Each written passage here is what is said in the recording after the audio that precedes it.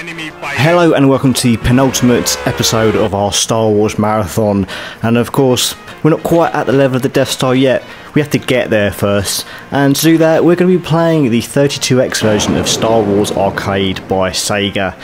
Now this is a game I'm not particularly familiar with, so I'll try and kind of go through this as best as I can. It is, of course, as the name suggests, a port of the Star Wars Arcade game by Sega from the early 90s, and this was pretty much the major selling point for the 32X back in the day. This was like one of the launch games.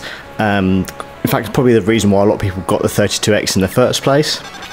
And it's a relatively decent game.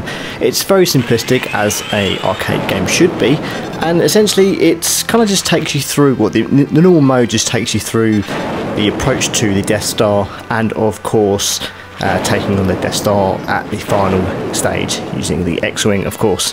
The pivotal scene in the original Star Wars, an iconic scene that has been repeated through many video games before, during and after the time this game came out.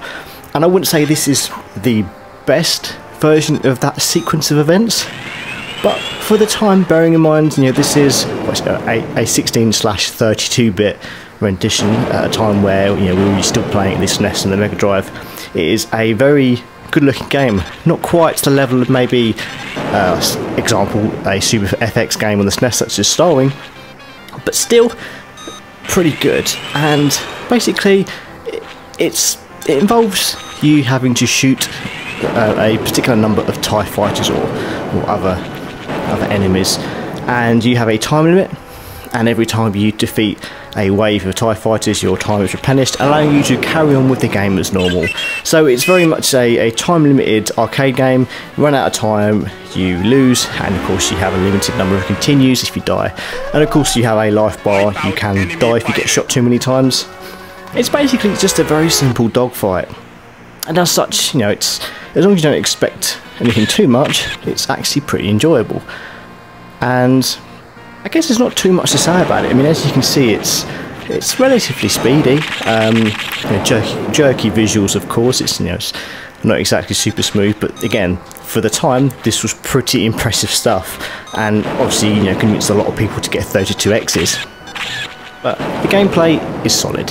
I can't really say too much about it. It's, you know, you have your photon torpedoes and you have your laser fire. It's very simple, very easy to grasp. It's just a case of getting used to being able to speed up and decrease your speed in order to catch up with those TIE fighters and TIE interceptors, and basically make sure you don't get hit yourself, while also making sure that you dispatch your enemies as quickly as possible to make sure that you can proceed through the game and not run out of time. But it's much better than the likes of the Super Star Wars segments, where you're in the X-Wing trying to tackle the Death Star. Obviously it's all in nice lovely 3D.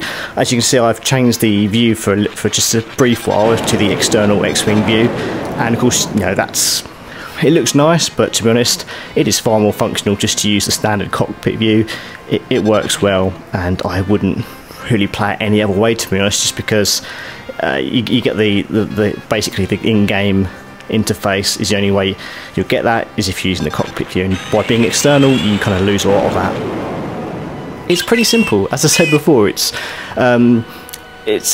reasonably challenging, but it's not going to take too long for you to really go through this admittedly quite limited game. As you can see, I've already taken that down a wave, and I'm going to move on to the next one.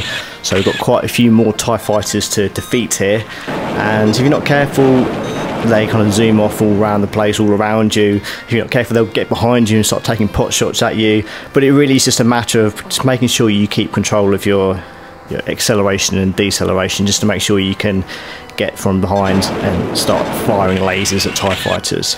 Funny enough, I recently played the Star Wars Battle Pod game in the arcades, and it's a very similar experience, only far more impressive. I mean, that's a game where you have like wind effects and a massive giant screen in front of you to make you think you're kind of actually flying an X-Wing, and as such, that is an amazing game. If you ever go to an arcade, try and track down Star Wars Battle Pod.